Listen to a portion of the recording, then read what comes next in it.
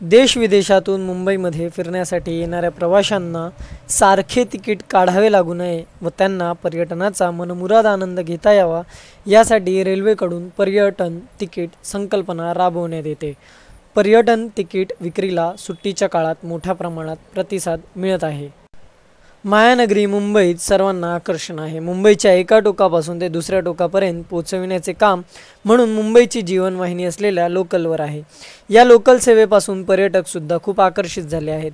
त्यांच्या सुविधेसाठी आणि एका तिकिटावर रेल्वेच्या तिन्ही मार्गावर फिरता यावे म्हणून रेल्वेने पर्यटन तिकीट संकल्पना 2016 पासून सुरुवात केली आहे। या पर्यटन तिकिटाबद्दल जाणून घेऊया।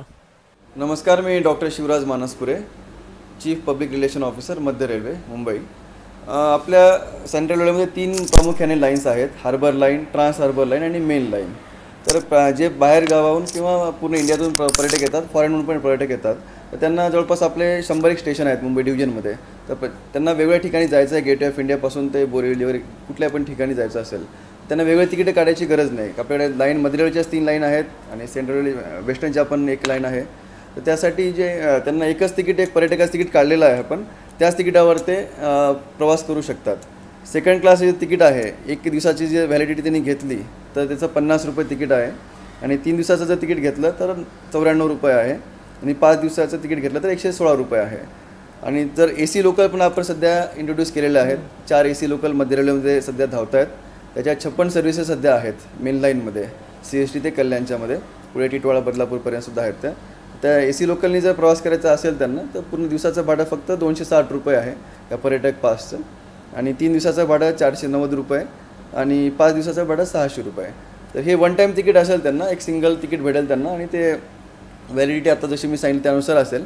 आणि त्यांना वेगळे स्टेशन चेंज करताना किंवा वेगळे लाईन्स चेंज करताना त्यांना वेगळं तिकीट काढायची गरज नाही, किंवा त्यांनी एक स्पॉटवर गेले ते आणि त्यांनी तो स्पॉट पाहिला, कुठला ते टुरिस्ट स्पॉट, 2 तासांनी परत आले तरी पण त्यांना वेगळं तिकीट काढायची गरज नाही, कारण हे तिकीट पूर्ण 24 तास अवेलेबल आहे व्हॅलिडिटी त्याची। त्यामुळे त्यांना नेहमी असं लाईनमध्ये थांबण्याची गरज नाही। तर माझं आव्हान आहे सर्व पर्यटकांना, पॅसेंजर्सला, की रेल्वेची जी सुविधा आहे, जे पर्यटक पास जो आहे त्याचा मॅक्झिमम लाभ घ्यावा आणि जे मुंबई दर्शन करण्यासाठी जे काही लोक येतात इथे, मुंबईचे पण स्थानिक आणि बाहेरचे पण, मॅक्झिमम ह्याचा करून की एक माफक दरामधलं ही सवलत आम्ही दिलेली आहे। दरवर्षी किंवा दर सीझनमध्ये एकदम भरपूर पॅसेंजर्स हे रेल्वे जे वेगवेगळे स्टेशन्स आहेत, CST पासून कल्याण वगैरे, ते स्टेशनला जाऊन खूप संख्येने तिकीटं काढतात। त्याचा खूप चांगला आहे ह्या स्कीमचा।